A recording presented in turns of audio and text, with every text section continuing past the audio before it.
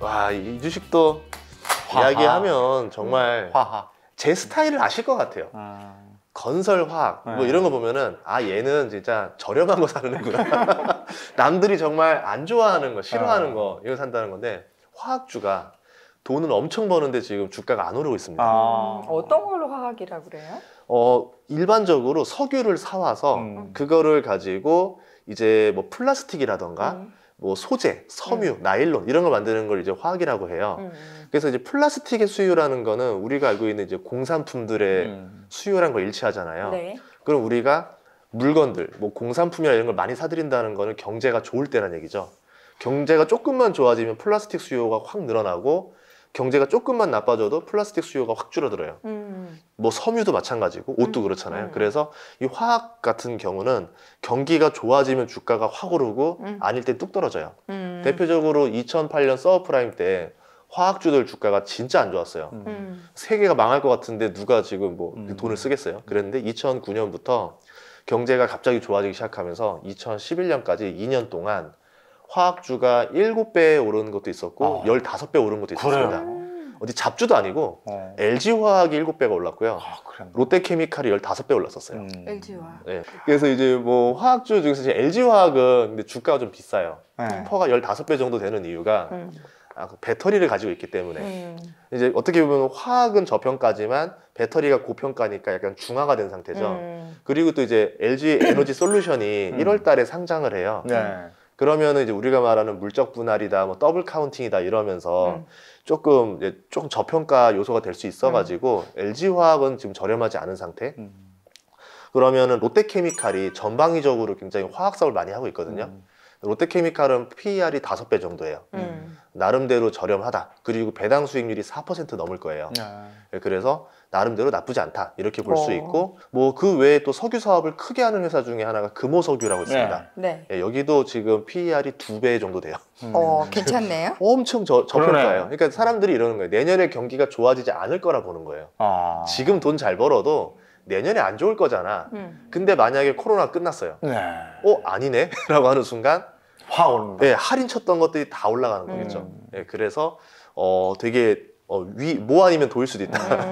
근데 이미 벌써 주가는 거의 도인 상태다 보면 되고, 뭐 국도화학이라던가 뭐 아니면 대한유화라던가 이런 회사들도 이제 우리나라의 대표적인 화학 업체들입니다. 이런 그 이유는 뭐냐면 화학 제품이 정말 수백 가지 수천 가지가 되는데 이 화학 업체들이 메이저 업체들이라서 정말 많은 화학 제품을 거의 다 만들어요. 예, 그래가지고 리스크를 줄이려면은 이런 좀 대형 화학 업체가 낫다 이렇게 볼 수 있고요. 그 위드 코로나 관련해서 코로나가 끝난다고 생각하면 그 화학 제품 중에 뭐 의류라든지 그렇죠. 나일론, 화장품이라든지 이런 것도 있는 거잖아요. 그렇죠. 화학 제품 중에서도 섬유 물질도 예전에는 우리가 천연으로 만들어냈지만, 면에서 만들어냈지만 지금은 이제 화학 제품을 통해서 나일론을 생산하거든요. 이걸 가지고 다양하게 만들어내는데 최근에 핫했던 게 스판덱스였습니다. 이제 뭐 레깅스라던가 요가복이라던가 이런 정말들 것들 많이 입어요. 그래서 그 주가들이 많이 올랐고 지금 스판덱스가 부족한 상태가 됐던 거예요. 스판덱스를 만드는 회사 우리나라에 2군데가 있는데, 하나가 이제 효성 TNC라는 회사였었죠. 1년 전에 주가 10배 올랐던. 그래요? 뭐 전설의 주식으로 이제 불리는 효성 TNC인데 이게 100만 원까지 갔다가 지금 한 60만 원 이하로 내려왔어요.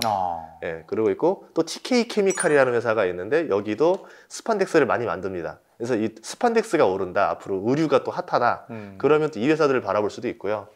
뭐 그렇게 된다는 자체는 스판덱스가 오른다는 거는 의류 회사들 주가도 같이 올라갈 수 있다는 거거든요. 근데 지금 이걸 봐야 돼요. 등산복이 유행을 하는 건가, 골프복이 유행하는가? 골프복이죠. 그러면 골프 의류를 많이 만드는 회사들이 더 매력적일 수 있다는 거겠죠. 이런 식으로 접근하시면은 좀 더 투자 성공률을 올려갈 수 있습니다. 친환경 화학 제품 요즘에 또 많이 선호하잖아요. 그렇죠. 이런 수혜주도 있을 것 같은데. 친환경 하면은 이제 친환경 플라스틱이 요새 많이 이제 핫해질 거예요. 그래서 친환경 플라스틱을 만드는 쪽으로 치면은 PLA 쪽에서는 SKC라고 있거든요. 이제 여기가 또 많이 만들어낼 것 같고, 그리고 이제 수소 사업을 하는 또 회사가 롯데정밀화학이라고 있어요. 여기가 이제 또 암모니아라든가 수소도 전문적으로 하는데, 앞으로 친환경으로 수소가 강조가 되면서 화학회사지만 수소를 많이 비중으로 하는 롯데정밀화학도 각광을 받을 수도 있다. 이렇게 볼 수 있죠. 또 화학 제품이 비료도 화학이잖아요. 예. 네. 뭐 화학 가격이 오르다 보면 당연히 이제 비료 가격도 오르는데 제가 보는 내년에는 이상 기후가 더 심해질 것이다. 네. 뭐 앞으로 더 심해질 것 같아요. 빌 게이츠도 지금 농지를 샀잖아요. 네. 그 얘기는 뭐냐면 아마 농사가 점점 어려워질 거다. 생산량이 우리가 생각하는 것보다 많이 떨어질 수도 있어요.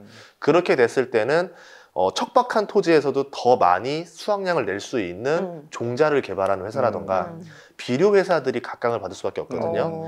그러면은 우리나라 쪽도 있겠지만 우선 글로벌로 생각하면 ADM이라던가 번지같이 이런 글로벌 회사들도 있을 거고 우리나라에서는 뭐 대표적인 비료 회사로 남해화학도 있었고 뭐 조비라던가 경론 같은 회사들도 있으니까 뭐 이런 회사들이 주가가 저렴하다, 매출과 이익이 꾸준히 성장하고 있다 그러면은 뭐 그냥 가치주로 들고 있다가 언제 한번 또 수확이 나올 수 있으니까 들고 가는 것도 괜찮을 것 같습니다.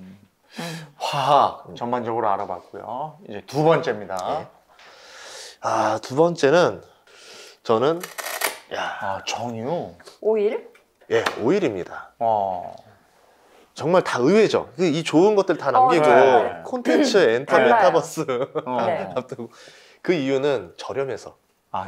저렴해서요. 그러니까 제가 보는 거는 여지가 있다 이거죠. 여지가 있다 이거죠. 여지가 있다 이거죠. 싸게 사는 이유는 뭐냐면 제가 만약에 판단이 틀린다 하더라도 손해보는 금액을 줄이기 위해서예요. 물론 저도 메타버스 사고 싶고 콘텐츠 사고 싶은데 많이 비싸죠. 올랐기 때문에 많이 올랐죠. 떨어지면 진짜 무섭거든요. 정유 같은 경우는 내년에 유가가 많이 오를 거라 생각을 합니다. 아마 지금도 많이 올랐는데 지금이 이제 70대 지금 국제 서부 텍사스유 기준으로 71달러, 2달러 정도 가는데 메이저들 뉴스를 보면 JP 모간이랑 골드만삭스가 120달러에서 뭐 100달러, 120달러까지 보고 있더라고요. 내년에. 그럼 유가가 왜 오를 것이냐? 지금 딜레마에 걸려 있어요. 유가가 오르면 시추를 늘리면 되잖아요. 근데 시추를 할 수가 없어요.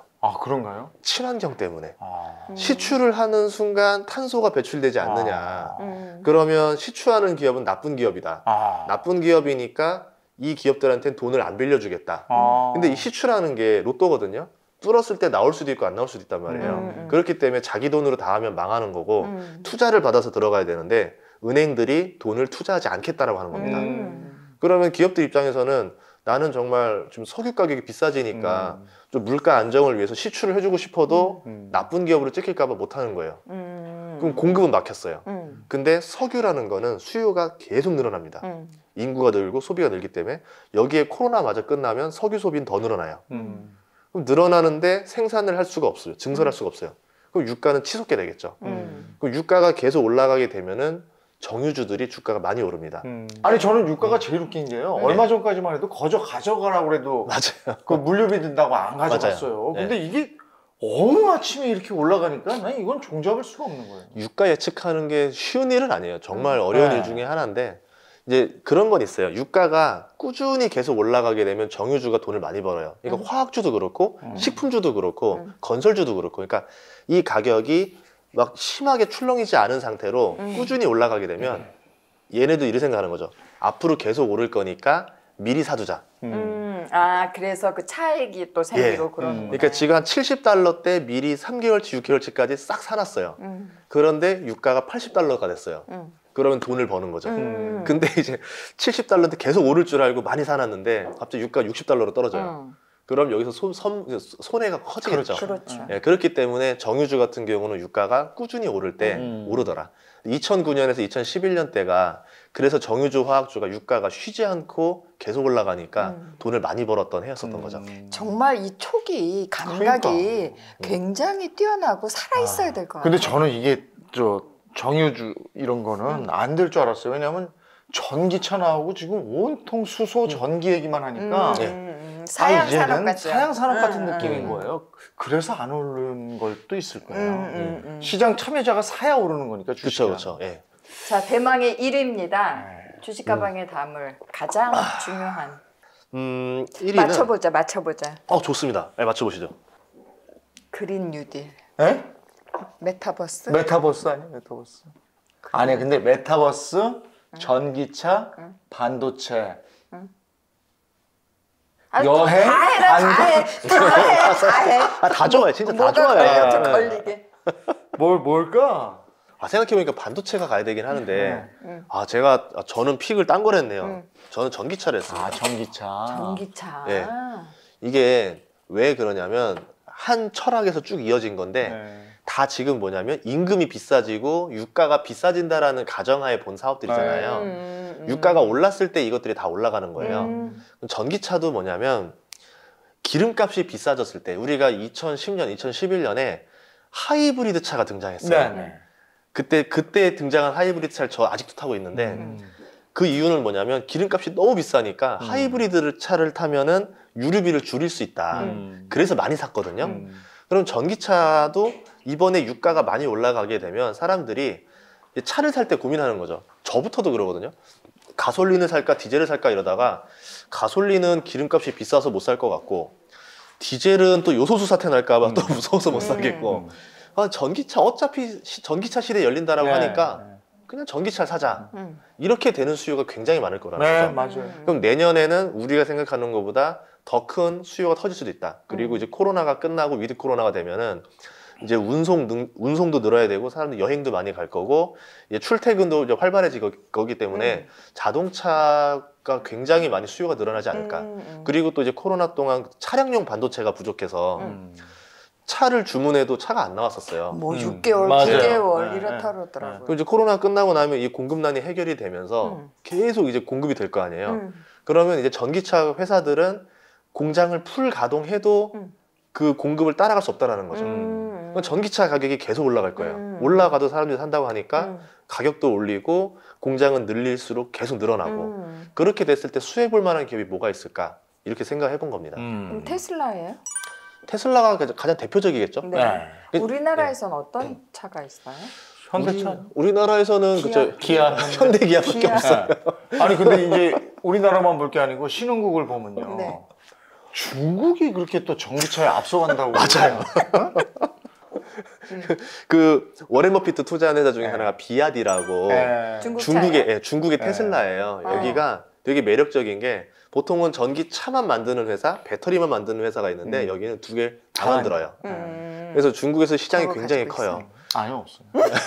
그리고 테슬라도 이번에 비아디랑 협력을 하기로 했다 할 정도로 오. 이제 전기차 시장이 가장 큰 곳이 중국인데 거기서 중국 시장을 꽉 잡은 데가 비아디. 이제 그 외에 나머지를 꽉 잡은 데가 테슬라. 이 두 개가 이제 전 세계의 전기차로 쌍두마차가 될 네. 거고. 이제 그 다음에 보는 시장은 뭐냐면 이제 동남아 시장이에요. 아시아 시장에서는 네, 네. 도요타가 그동안 꽉 잡고 있었거든요.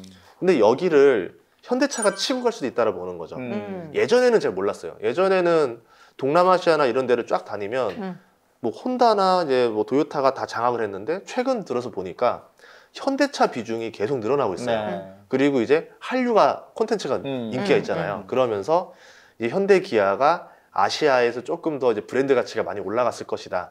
그러면 이제 좀 더 성장하지 않을까. 어떻게 보면 도요타는 지는 해고 현대가 떠오르지 않을까. 아니 근데 그렇게 현대차는 주가가 왜 그러냐고요.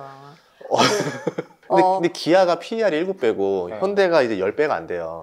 테슬라가 PER이 150배예요. 그런 거 봤을 때 현대 발전 기아가 가능성이 충분하네. 싸도 너무 싸다라는 거죠. 그리고 이제 아시아에서 특화된 차 중에 하나가 수소차가 많이 유행할 수 있는데 또 수소차라고 하면은 도요타랑 현대가 또 쌍두마차거든요. 그런 점에서 봤을 때 현대차는 굉장히 매력적인 사업을 많이 가지고 있다. 그리고 이제 자율주행차 시대로 넘어갈 건데 현대차가 준비하고 있는 것 중에 하나가 로봇 회사를 사들였어요. 로봇 그 미국의 유명한 로봇 회사 사들였는데 그 얘기는 뭐냐면 이제 자동차도 판매를 하겠지만 배달용 로봇이라던가 우리가 말하는 뭐 이제 휴머노이드 로봇 시장까지 자동차 회사들이 차지할 수도 있다라는 거죠. 그렇게 보면은 굉장히 매력적인 사업 시대가 열릴 수도 있다라는 겁니다. 지금 전기차에는 지금 배터리 회사를 포함하고 있는 거죠? 예. 근데 지금 배터리 거기에 들어가는 주가가 배터리? 많이 내렸어요. 배터리가 아무래도 전기차에서 차지하는 비용 비중이 크다 보니까 그동안 이제 배터리 회사 주가가 막 날아다녔는데 최근 들어서 많이 급락을 했습니다. 그 이유 중에 하나가 뭐냐면 1월 달에 에너지 솔루션이 상장을 해요. LG 에너지 솔루션이. 그렇기 때문에 아무래도 ETF나 이런 것들이 돈은 정해져 있고 에너지 솔루션이 나오면 또 사야 되다 보니까 이것들을 팔아서 지금 이제 살 돈을 미리 마련하는 거죠. 그렇게 봤을 때 저는 오히려 배터리 회사들이 지금 저렴해진 구간이다. 대표적으로 저는 삼성 SDI를 보거든요. LG화학이라던가 SK이노베이션은 이제 물적 분할을 통해서 이제 그 밑에 있는 자회사를 따로 사야지만 되는데 삼성 SDI 같은 경우는 애초에 배터리 회사이기 때문에 물적 분할할 가능성이 제일 낮아요. 그래서 삼성 SDI가 그나마 우리나라 3사 중에서는 제일 좀 지금 가격대에서 매력적이지 않을까 이렇게 보고 있고요. 배터리는 또 그 안에 뭐가 들어가냐? 리튬이 들어갑니다. 그 리튬이라고 하는 것들이 이제 이게 있어야지만 배터리를 수명을 늘게 해주고 배터리를 굉장히 효율적으로 만들어주는 건데 그 중에서 리튬이 가장 각광받는 물질인데 이게 굉장히 또 희소성이 있어요. 귀해요. 리튬이 나는 곳이 5개 나라밖에 없습니다. 95% 정도가. 우리나라 최근에 포스코가 2018년에 이걸 살까 말까 하다 리튬 광산을 샀는데 호수를 샀는데 이 가치가 얼마였더라? 1조 안 되게 샀는데 지금 가치가 100조가 넘었어요. 그리고 지금 최근에 리튬 값이 또 올랐으니까 133조까지 됐을 거예요. 어디에다 샀어요? 아르헨티나요.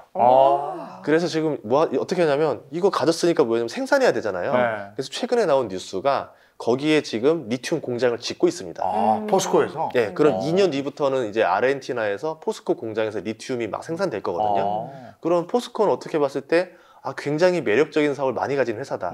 제철 회사가 아니라 이제는 다양한 산업을 다 가진. 그런데 이제 어떻게 보면 지주사를 사야 되기 때문에 그게 좀 아쉬운 거죠. 우리말로 하는 디스카운트 그게 되는 거고. 아니면 아예 순수하게 리튬에서 살 수 있느냐. 미국의 알버말이라는 회사가 있어요. 이제 거기에도 리튬을 팔고 있거든요. 여기에 투자하는 방법이 있고, 아니면 어차피 중국이 전기차 시장이 워낙 크기 때문에 이 시장을 본다라고 그러면은 대표적인 리튬 회사가 강봉 리튬이라는 회사가 있습니다. 근데 최근에 중국 주식들이 많이 떨어져가지고 강봉 리튬도 주가가 좀 많이 내려왔거든요. 그래서 이제 리튬에 투자한다라고 그러면은 이렇게 보는 방법들이 있습니다. 그러면 모르면 우리가 늘 얘기하는 리튬 ETF를 산다든지. 그렇죠. 그렇죠? 예. 그럼 돼. 근데 이제 포스코가 배당 수익률이 높은 상태에서 리튬도 가지고 있고 양극재, 음극재 다 하기 때문에 뭐 저평가를 원한다 그러면은 포스코, 좀 공격적인 성향을 가졌다라 그러면은 강봉 리튬 이렇게 볼 수 있을 것 같아요. 예. 전기차, 정유, 화학, 건설, 스마트 팩토리 이렇게 꼽아주셨어요. 우리 이제 상승할 거라고 생각을 하고 기분이 좋은데, 근데 하락 요소는 없는 거예요. 하락 요소가 예전에 블랙 먼데이 사건을 보면은 아직도 불가사의 중에 하나예요. 왜 하락했는지 이유가 없어요. 그냥 하루 만에 지수가 22%가 하락했습니다. 이유가 없이. 이제 아마 우리가 추정하기에는 프로그램 매도다. 그러니까 컴퓨터가 알아서 자동으로 사고 팔고 하는데 자기들이 사고 파는 어떤 시그널 하나가 매도 시그널이 뜬 거고 프로그램은 그냥 기계적으로 막 판 거예요. 그냥 파니까 그러니까 떨어지니까 팔고 또 떨어지니까 또 팔고 또 팔면서 증시가 순간적으로 내려왔었거든요. 근데 그렇게 될 요소 중에 하나가 ETF. 많이 들어가는데 ETF 시장이 너무 커졌어요. 그러면 ETF로 돈이 많이 들어왔는데 이게 증시가 오를 때는 ETF가 그냥 기계적으로 사들이잖아요. 예를 들어 아까 우리가 리튬 ETF다 그러면 리튬 주식을 자동으로 막 사들여야 돼요. 돈이 들어올 때마다. 근데 반대로 증시가 하락기가 와서 투자자들이 ETF를 계속 팝니다. 돈을 계속 빼가요. 그러면 리튬 회사가 아무리 좋고 저렴하다 하더라도 ETF는 기계적으로 그냥 막 팔아야 돼요. 그렇게 하는 거구나. 근데 이제 ETF 시장이 너무 커졌기 때문에 이 시장이 순식간에 쪼그라들면은 이게 또 변수가 있네. 시장에 엄청난 충격을 줄 수도 있다는 거죠. 그래서 이게 항상 좋은 거는 거꾸로도 생각해 봐야 된다. 그렇게 말하고 싶어요.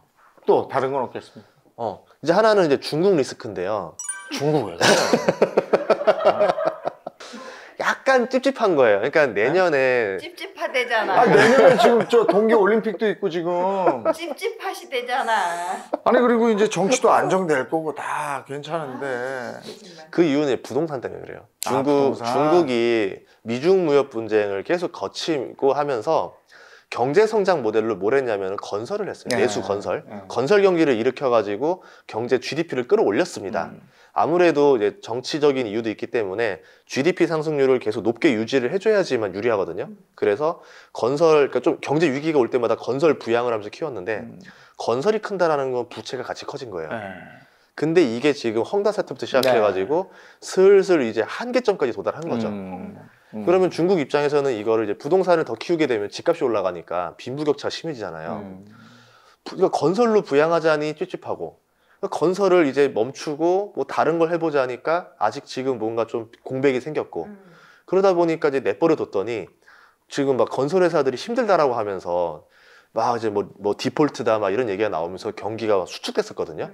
그래가지고 최근에 지금 중국이 지준율 인하를 하면서 경기를 살리려고 노력을 하는데 보통은 지준율 인하를 하면은 돈을 많이 풀고 금리를 내리니까 경기가 좋아질 거다라는 주식시장의 호재 요소였었는데 지금은 거꾸로 보는 거예요. 왜요? 얼마나 안 좋으면 금리를 내리냐. 아, 이러는 거죠. 아 정말 저런 식으로 이해하기 시작하면 그렇지. 뭐 어떻게 할 수가 없네. 그쵸. 네, 그만큼 지금 투자자들이 중국 리스크에 대해서 두려워한다. 이렇게 표현할 수 있다는 거죠. 그래서 제 생각에는 내년에 코로나가 끝나고 이렇게 된다라고 하면은 보다시피 경기 호황주, 경기 민감주들이 굉장히 좋을 수 있는데 이제 거기에서 마지막 두려움을 주고 있는 게 이 중국 리스크가 뒤에 하나 있다. 중국 리스크만 없으면 되게 좋을 것이다 라고 보는 겁니다. 내년에 다 잘 될 거예요. 그러길 바라요. 예. 그리고 갈 거예요. 네. 근데 안 그러면 주식 더 산다.